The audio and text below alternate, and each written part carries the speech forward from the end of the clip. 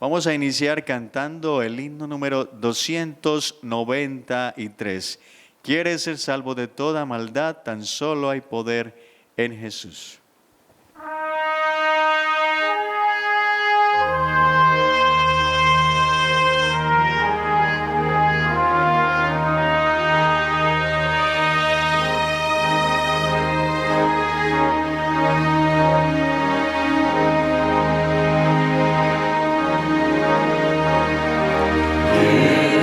Salvo de toda maldad, tan solo hay poder en mi Jesús.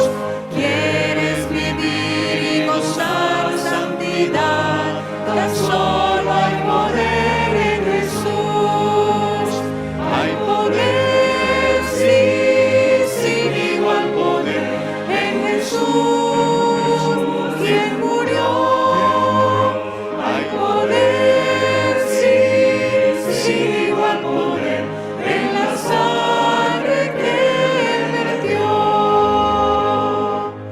Quieres ser libre de orgullo y pasión, tan solo hay poder en mi Jesús.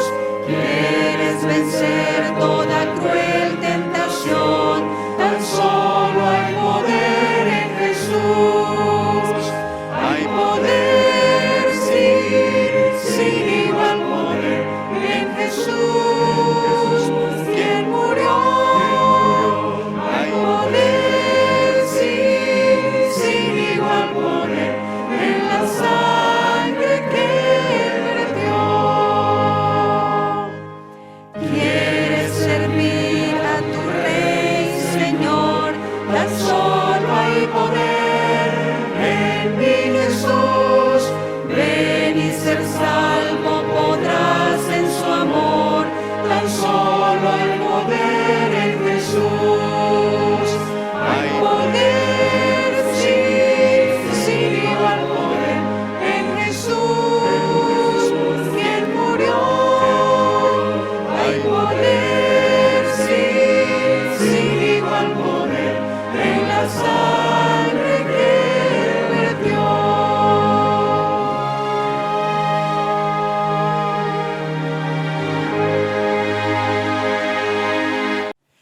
Corazones siempre alegres, rebosando gratitud. Himno número 608.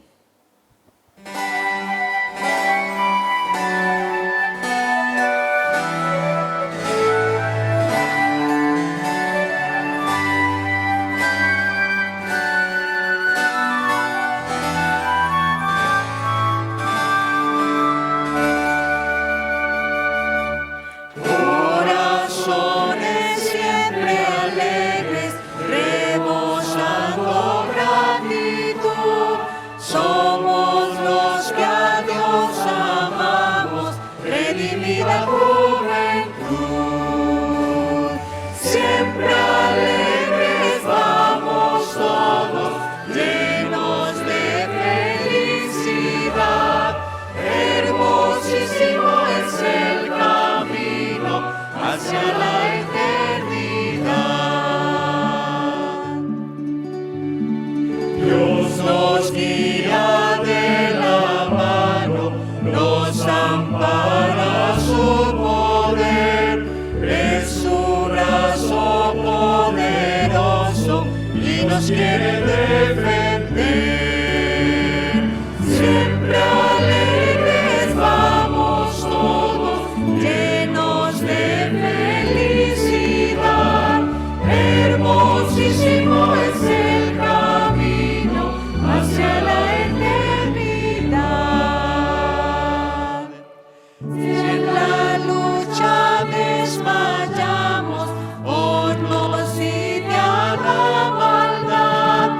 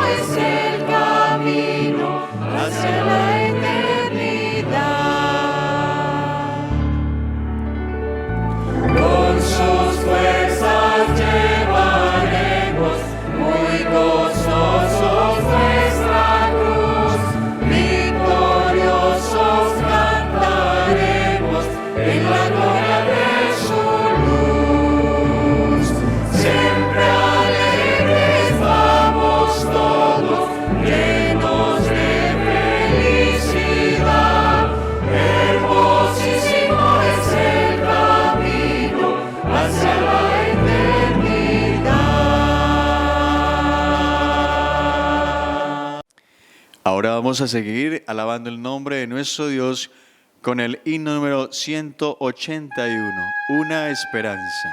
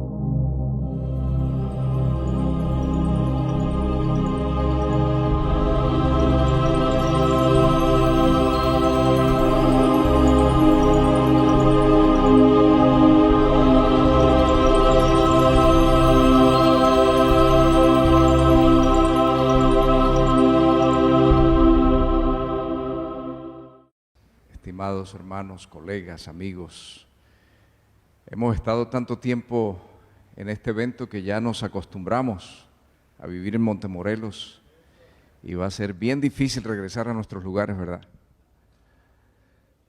Gracias a Dios por este momento. Originalmente yo había titulado, cuando la organización del evento me pidió el título de mi reflexión de hoy, yo había dicho que hablaríamos de la ciencia de la Biblia. Pero luego al orar, al reflexionar, cambié el asunto, así que voy a predicar dos devocionales hoy. Primero el de la ciencia de la Biblia y luego el siguiente. La ciencia de la Biblia. Está bien fácil esa ecuación. ¿Qué dice Juan 3:16? De tal manera amó Dios, ¿a quién? Al mundo, que ha dado a su Hijo unigénito para que todo aquel que en Él crea no se pierda, sino que tenga vida eterna. ¿Qué ecuación tan extraordinaria? Un pecador, amor de Dios, fe en Dios, igual a salvación. ¿Qué más queremos? Ya con eso podemos irnos a la casa tranquilos. Ahora el siguiente, ese no va a ser tan corto. Espero poder estar dentro de los 30 minutos asignados.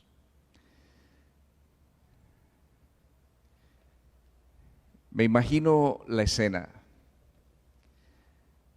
Aquella era una escena de contrastes. Se desarrollaba en un extraordinario palacio, quizás el palacio más hermoso que pudiera existir en ese momento en el mundo. De un lado estaba uno de los hombres más poderosos del mundo. Él encarnaba toda la autoridad de un imperio, todo el poder de ejércitos, todo lo que un monarca podría ansiar, él lo tenía.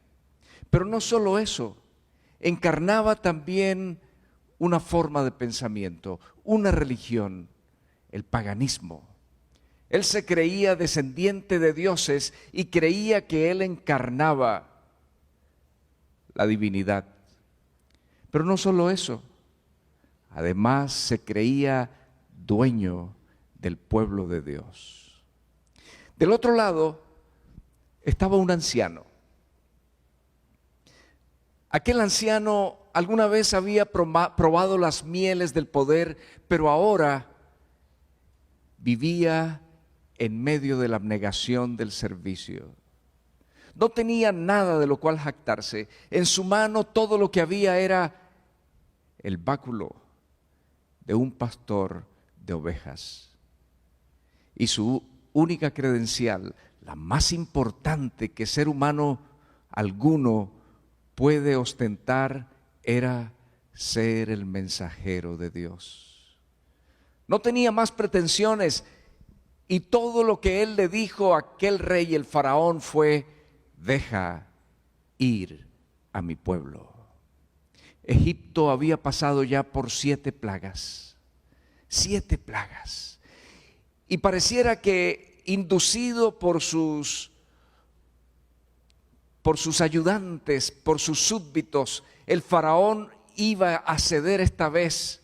Así que mandó llamar otra vez a Moisés y a Aarón y les preguntó: ¿y ustedes con quién van a ir a adorar a su Dios? El registro de eso está en Éxodo, el capítulo 10, desde el versículo 8 en adelante.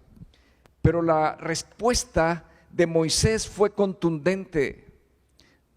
Moisés dijo: tenemos que ir con nuestros niños y nuestros ancianos, con nuestros hijos y nuestras hijas, con nuestras ovejas, con nuestras vacas. Se trata de una fiesta solemne al Señor.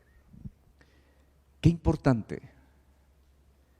Faraón estaba preguntando quiénes van a ir. Y Moisés dice quiénes y por qué. Y él incluye a toda la comunidad, pero concretamente dice los niños y nuestros hijos y nuestras hijas. Y la reacción del faraón fue terrible. Versículos 10 y 11. Claro, y también el Señor va a ir con ustedes. ¿Cómo creen que voy a dejarlos ir a ustedes y a sus niños? Algunas versiones se acercan más a la manera como Faraón habló, por lo menos como Moisés lo registró en el hebreo. La idea es una sátira: sí, Dios va a ir con ustedes y yo también los voy a dejar ir a ustedes. Y voy a dejar ir a sus niños. Tengan cuidado, que les puede ir muy mal. Pues no será así. Vayan ahora ustedes los varones y sirvan al Señor, ya que es eso lo que pidieron. Y los echó fuera de su presencia. Qué interesante. Ahora hay una lucha de poderes en torno de los niños. ¿Se dan cuenta ustedes? Faraón estaba dispuesto a dejar que los hombres se fueran, pero no los niños. ¿Saben por qué? Porque quien gobierna, quien controla a los niños, controla el futuro. Dios quería a los niños para formar un pueblo que le adorara. El faraón quería a los niños para continuar formando un pueblo de esclavos. Dios quería un pueblo que reflejara su imagen. Faraón quería un pueblo que sirviera para su propia y egoísta gloria. Y finalmente el éxodo se dio y salieron los niños. En la expresión anterior que leímos de Moisés, todo estaba en torno al culto al Señor. No era que ellos se iban a pasar la vida arrodillados en el tabernáculo. Era que iban a desarrollar un estilo de vida que sería una constante alabanza a Dios. Pasaron muchas cosas y luego nos encontramos a Moisés tratando de seguir las indicaciones de Dios para organizar un pueblo. Imagínense ustedes, 400 años de historia de esclavitud. ¿Cuántas costumbres se desarrollaron? ¿Cómo se deterioró la mentalidad? Y ahora se trataba de desarrollar una nación que reflejara la imagen de Dios. Y entonces nos encontramos con el libro de Deuteronomios, pero yo quiero hacer referencia concreta al capítulo 6. Quizás podemos, para la reflexión de hoy, tomar del versículo 4 en adelante. Ese versículo 4 es uno de los más importantes en la cultura judía. Oye Israel, Jehová vuestro Dios uno es. Y ellos lo consideran el mandato más importante.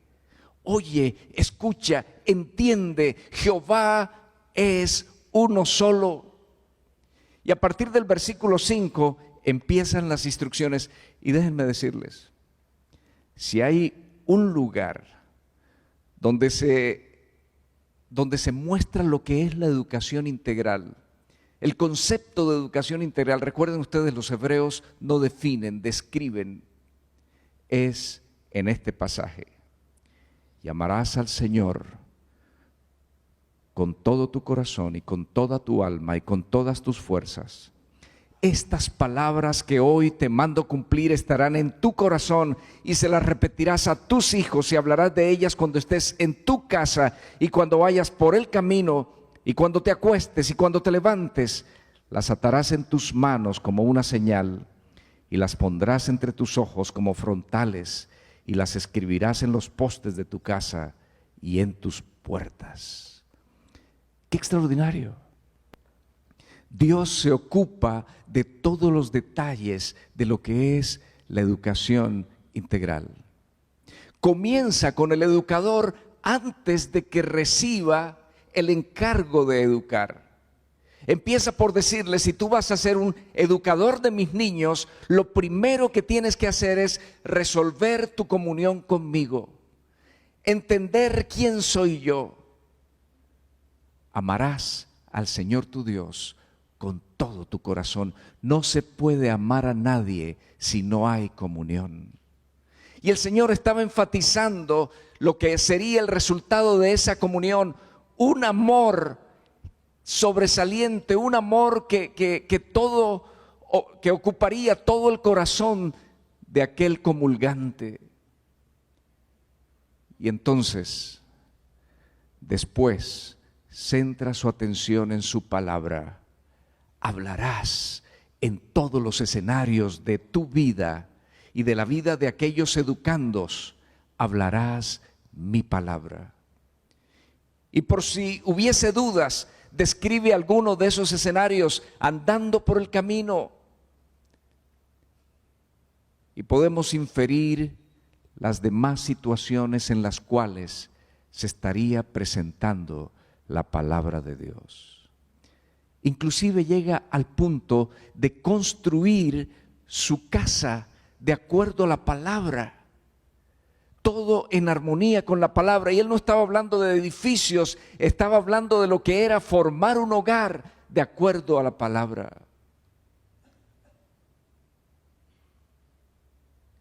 El Señor diciendo cómo educar a los hijos. Por un tiempo Israel siguió el modelo. Qué exitoso fue Israel mientras siguió el modelo de educación dado por Dios. Pero luego se apartaron de esos grandes principios y fracasaron. ¿Y saben qué? Dios nunca cambió su modelo. A pesar del fracaso del pueblo, Dios nunca cambió su modelo. Ustedes pueden revisar la Biblia entera y no van a encontrar otro modelo educativo. Van a encontrar que emergen otras manifestaciones del sistema de educación, pero nunca se cambia el modelo. Y si ustedes examinan la historia del pueblo de Dios, siempre hubo un sistema educativo para formar a los niños de Dios. Y Dios esperaba que ese fuera el modelo para formar. El tiempo sigue su curso implacable y nos encontramos ahora con el ministerio de Jesús. Lo más inspirador que puede ver un cristiano es el ministerio de Jesús. Y escúchenme, en el tiempo en que vino Jesús a este mundo, los niños no eran muy tenidos en cuenta, pero no fue esa la actitud de Jesús. Y para nosotros, padres y maestros, es sumamente alentadora la actitud de Jesús hacia los niños. Por lo menos resucitó a 2. Así rápido recuerdo a 2, la hija de Jairo y el hijo de la viuda de Naín. Jesús se valió de los escasos recursos de los niños para realizar milagros extraordinarios. ¿Se acuerdan la alimentación de los 5,000? Dicen, pero eran muchos más. Yo calculo que debieron haber sido 15,000 por lo menos, porque por lo general un hombre va acompañado de una mujer y por lo general una mujer va acompañado de 1 o más niños, así que podría pasar de los 15,000. Y el Señor, para ese gran milagro, se valió de los recursos de un niño pobre. Y en más de una ocasión, el Señor Jesús puso como ejemplo a los niños y siempre decía: de los que son como niños es el reino de los cielos. Pero los discípulos de Jesús no entendieron aquel cuidado especial de Dios por los niños.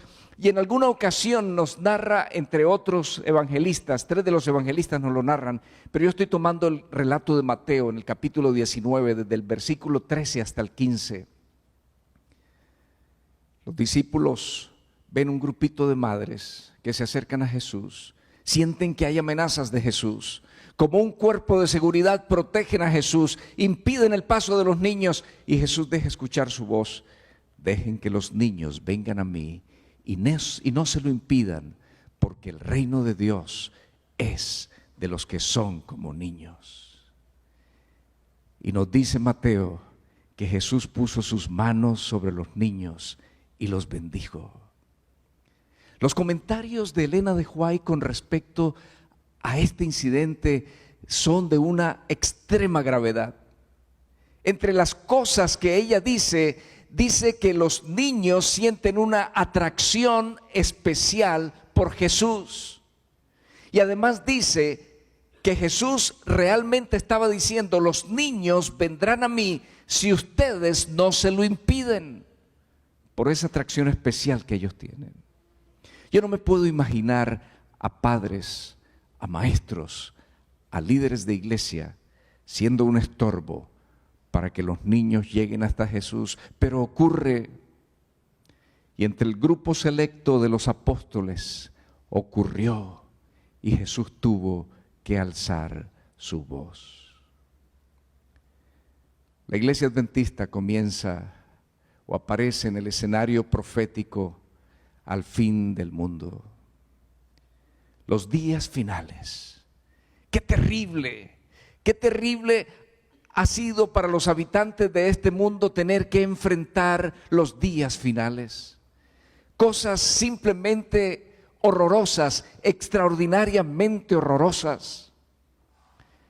Pero la iglesia adventista viene como una voz de esperanza en medio de la oscuridad del fin de los tiempos. ¿Y saben qué? Muy pronto en su historia comienza también la manifestación de un sistema educativo. ¿Cuántos triunfos puede contar la Iglesia Adventista? ¿De cuántos alcances puede hacer gala? Estamos en casi cada país del mundo. Tenemos el sistema educativo más grande, religioso más grande del mundo. Alguno de ustedes está tentado a corregirme, no es el católico, es el adventista. Los católicos no tienen un sistema, tienen muchos, nosotros tenemos uno solo. Así que es el más grande del mundo. Créanme. Pero quiero decirles algo. Esos triunfos son empañados por un fracaso. Y cuánto me duele decirlo delante de ustedes. Como iglesia estamos fracasando en la salvación de nuestros hijos. La iglesia de manera oficial dice que más del 50% de nuestros hijos se están yendo de nuestras filas. Permítanme ser dramático. Más de la mitad de nuestros hijos no está esperando la segunda venida de Jesús. Sin entrar en discusión con los teólogos, permítanme ser simplemente práctico, desde la perspectiva homilética. Vamos a pasar la eternidad sin más de la mitad de nuestros hijos. Para mí es un dolor no tener mis hijos cerca. No me imagino la eternidad sin mis hijos, sin mis nietos, no me la imagino. Simplemente no lo puedo concebir. Pero es la realidad que estamos viviendo como iglesia. Estamos perdiendo más del 50%. ¿Y saben qué? Esa pérdida es nuestra culpa. Porque Dios dejó los recursos. Tenemos un sistema educativo.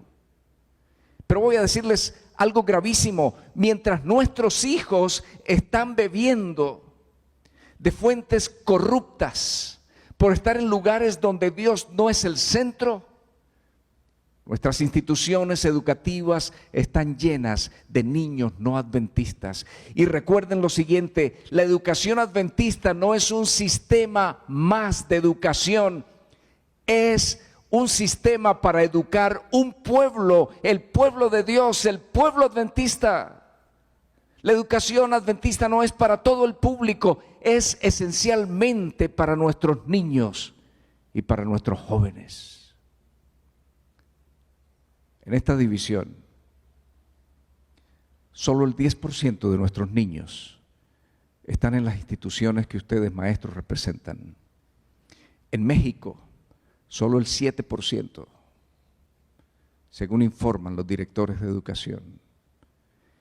México es el país donde mayor concentración de adventistas tenemos en esta división. Son cerca de 1 millón de adventistas en este gran país. Elena de White, siguiendo esa secuencia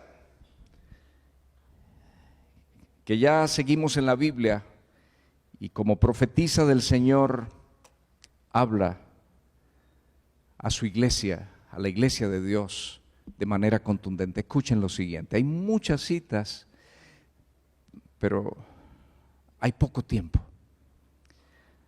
Escuchen esto con mucho cuidado, esto va a quitar argumentos.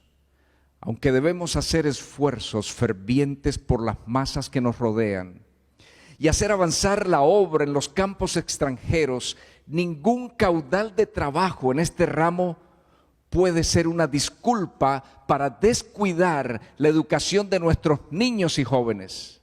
Se los ha de educar para ser obreros de Dios. Escúchenme, no podemos decir estamos siendo exitosos en el evangelismo externo, estamos siendo exitosos en plantar iglesias, estamos siendo exitosos en tener nuevos hospitales, nuevas escuelas, si realmente no estamos trabajando por la salvación de nuestros niños y en la formación de ellos como discípulos servidores de Jesús.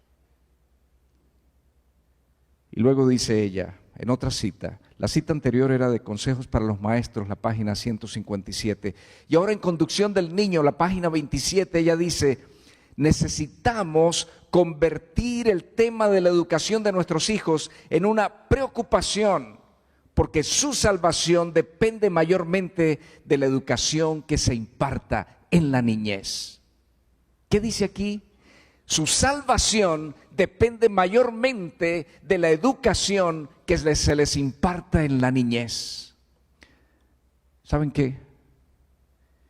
El camino al cielo de nuestros hijos pasa por una escuela adventista. El camino de la perdición de nuestros niños pasa por cualquier escuela de cualquier sistema que no sea cristiano. La educación adventista no es solamente la escuela, es el hogar, es la iglesia y se corona en la escuela. Los principales educadores adventistas no somos los maestros, son los padres. Pero ¿cuánto tenemos que ayudar nosotros, maestros? Ya me queda muy poco tiempo. Pero en este auditorium hay diferentes grupos de obreros adventistas. Hay administradores, aquí hay presidentes de unión, de campos, secretarios, en fin. La gente que hace que las cosas ocurran en la iglesia. Escuchen, administradores, su responsabilidad como administradores es garantizar que cada niño de la iglesia tenga la oportunidad de ir a una institución adventista. Yo me conozco de memoria las razones por las cuales no ir. Administradores, tenemos que luchar contra esas razones. Pastores, esta iglesia le cree a sus pastores. Y si ustedes les hablan de la importancia de la salvación de los niños y cómo se relaciona con la educación adventista, las familias llevarán a sus niños a nuestras instituciones. El mes de junio, julio, no recuerdo bien, la revista Ministerio en inglés está dedicada a la educación. Y hay un artículo que se llama Gatekeepers, eso significa guardianes de la puerta. Se dirige a los pastores, Shane Anderson lo escribió. ¿Qué responsabilidad asigna a los pastores? Padres, no es cierto que no hay dinero, porque si nuestro niño se enfermara y solo un tratamiento carísimo lo librara de morir, lo haríamos. Estamos hablando de la vida eterna. No hay excusa, padres. Miembros de iglesia, llevar a nuestros niños al Jesús pasa por la escuela y tú eres responsable de todos los niños. La educación adventista no es simplemente una opción, es la indicación del Señor para nuestros niños y jóvenes. El implacable cronómetro dice que tengo 37 segundos. Les voy a contar en 37 segundos. Y ahí hay un hombre que se para enseguida cuando eso se vuelve a cero. Señor lo perdone por eso. Hace unos pocos días celebramos con mi familia los 90 años de mi padre. ¿Se imaginan? 90 años. ¿Y saben qué está haciendo esta semana? Está dando una semana de oración. A los 90 años. Ok. A esta hora ya debió haber pasado por el gimnasio, ya debió haber dado una caminata o fue a nadar. Cuando nos reunimos un grupo de familiares y amigos para festejarlo, yo veía a aquel venerable anciano contento por la celebración. Pensaba, ¿cuál habrá sido el mayor logro de tu vida, papá? Y pensé en él. Llegó a la iglesia cuando era un estudiante de medicina. Antes de ser bautizado ya estaba estudiando teología. A los 2 años de ser bautizado, porque ese era el tiempo de estudio en aquel tiempo, ya era un pastor. En un momento en que en Colombia ser adventista podía significar perder la vida, y fue un pastor arrojado y pronto sobresalió y pronto fue administrador y terminó su servicio siendo un presidente de Unión. ¿Cuántas cosas se hicieron en su ministerio? Más de 40 años de servicio. Pero ese no fue su mayor logro. Su mayor logro fue formar una familia que continuara sirviendo al Señor. Mi hermana y yo servimos al Señor junto con nuestros respectivos cónyuges. Mis hijos están sirviendo al Señor. Mi nieto mayor ya se interesó en dar testimonio.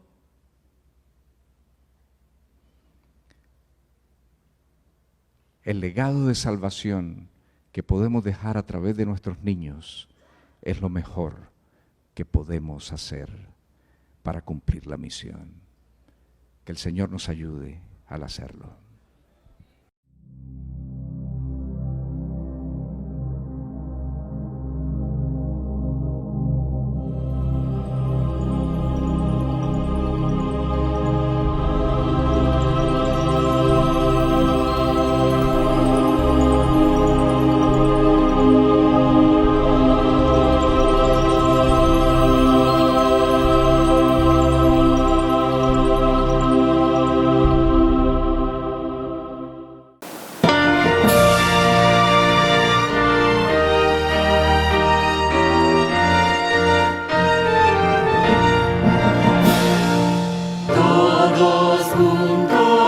Jesús cantemos su misericordia, su bondad, en mansiones celestiales nos prepara el hogar.